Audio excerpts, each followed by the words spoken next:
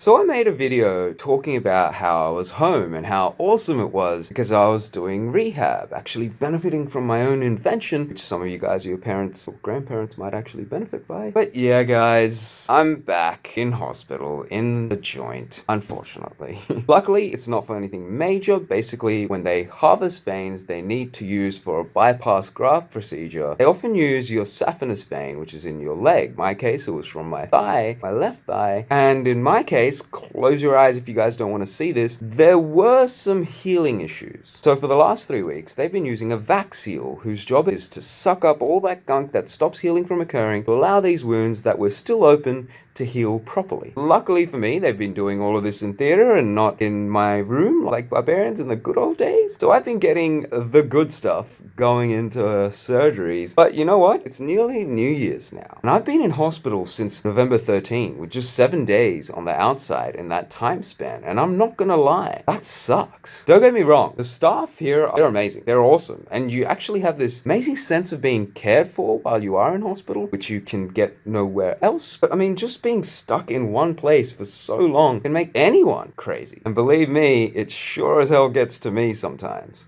Mom, look how cool it is outside. It's such a concrete jungle. Can we go, Mom? Why can't we go, Mom?